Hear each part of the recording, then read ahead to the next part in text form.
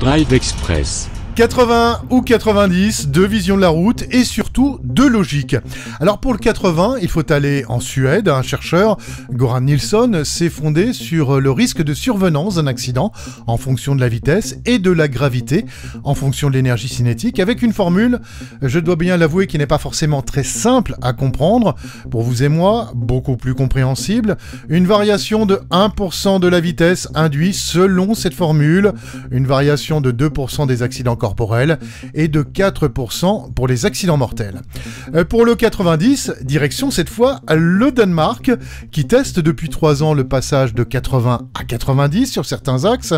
La vitesse moyenne n'a pratiquement pas bougé à 89 km/h, mais la mortalité routière a baissé de 13%. Une amélioration qui est sûrement liée à moins de dépassements dangereux, mais surtout à une amélioration de l'infrastructure avec la pose de glissière, un marquage au sol et un enrobé refait, ainsi que des bandes d'hypovigilance sur les côtés. Enfin, 80 ou 90, n'oubliez pas que dans pratiquement tous les cas, les causes de l'accident sont multifactorielles. Allez, bonne route!